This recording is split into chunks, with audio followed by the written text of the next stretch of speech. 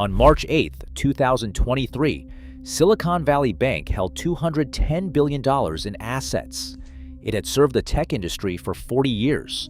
48 hours later, it was gone. $42 billion were pulled in a single day, the fastest bank run in American history. And what brought it all down was not fraud or scandal.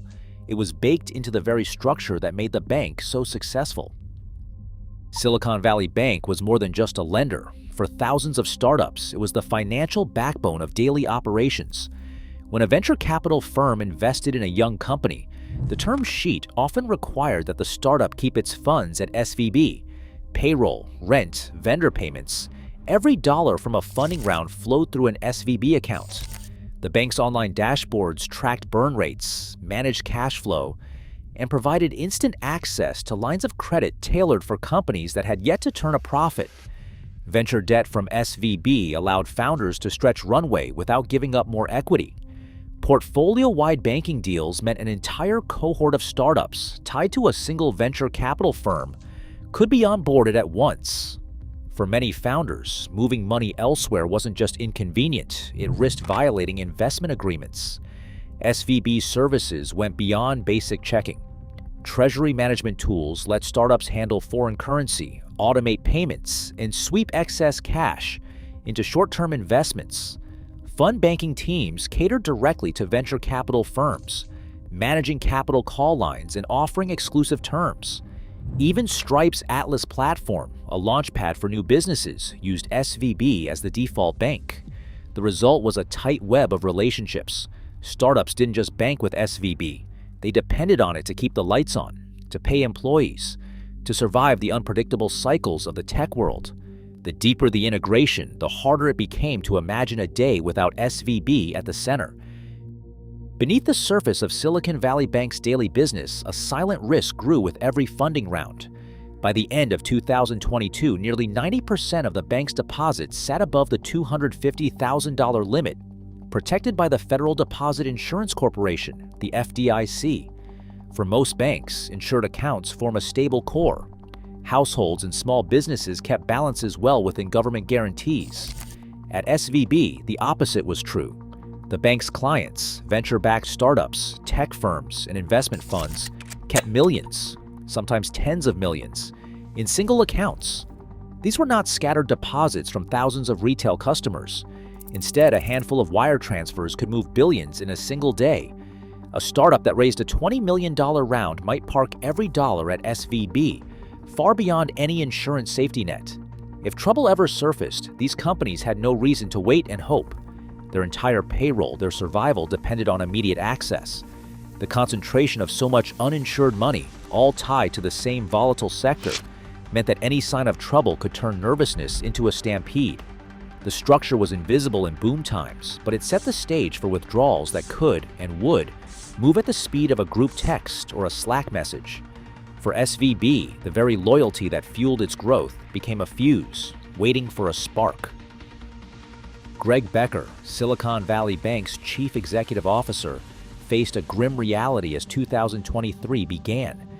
The bank's balance sheet was weighed down by a massive portfolio of long-term government and mortgage bonds, nearly $120 billion in securities, bought when interest rates were near zero. As the Federal Reserve's rate hikes took hold, those bonds lost value, locking SVB into paper losses that could no longer be ignored. The bank's hedges, once a basic line of defense, covered only a fraction of the risk, barely $563 million by the end of the year.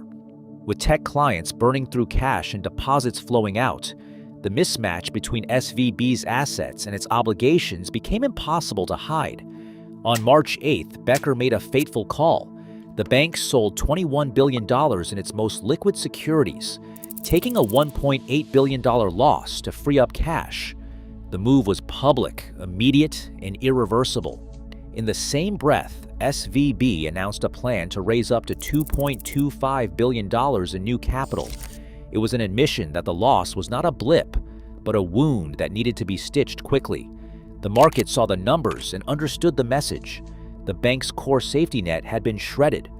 For a moment, hope rested on the capital raise, but the disclosure itself exposed just how vulnerable SVB had become to a changing rate environment. What had been an invisible risk, buried in footnotes and quarterly filings, now stood in plain sight. The mechanics of the collapse were no longer theoretical.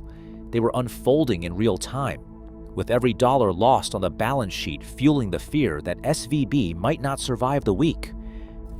Trading opened on March 9th, with Silicon Valley Bank's stock already in free fall. Shares plunged 60% in a single day, erasing billions from its market value. The damage was not limited to Wall Street. In group chats and email threads across the tech world, panic rippled outward. Venture capital firms like Founders Fund, Union Square Ventures, and Coatue sent urgent messages to their portfolio companies. The message was simple: pull your money now. Founders Fund had already withdrawn its own funds by morning.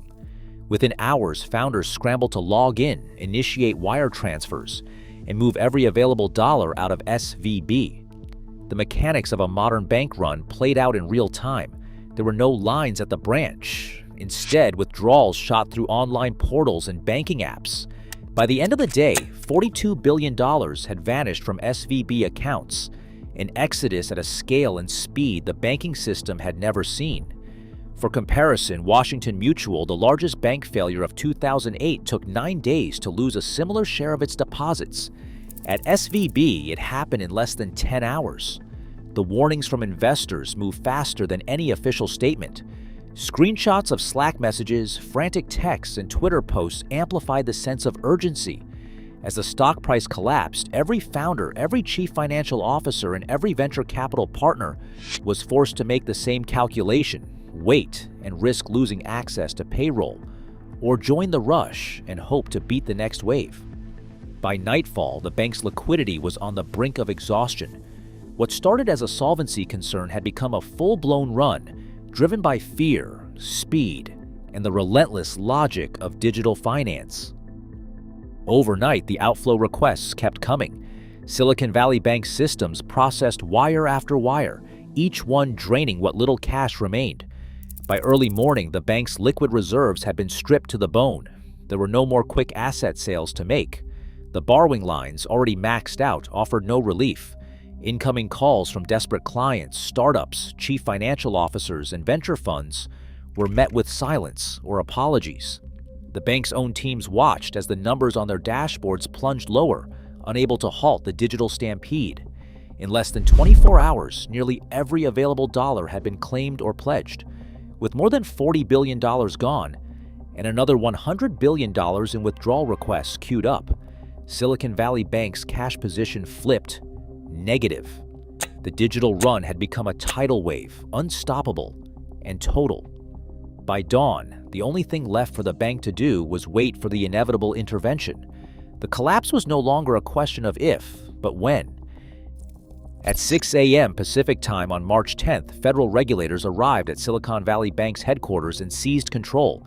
The FDIC took over as receiver, locking out executives and freezing every account in the system. For thousands of startups, the news landed like a punch. Payrolls were due that day. A CFO at a mid-sized software company stared at her dashboard, watching $7 million sit in limbo, untouchable, with 200 employees expecting direct deposits by noon. Phones rang unanswered at SVB. Slack channels filled with anxious questions. Would paychecks bounce? Would health insurance be canceled? The FDIC statement promised that insured deposits would be available by Monday, but most clients had balances far above the $250,000 limit. Emails from founders echoed the same dread. Years of work, entire teams, and the next round of funding were suddenly at risk. The collapse rippled outward, leaving a stunned ecosystem to wonder if the financial machinery of Silicon Valley had just ground to a halt. In a world where $42 billion can vanish in hours, confidence is currency, and panic moves at the speed of a click. Today, even the strongest banks are just one viral rumor away from crisis.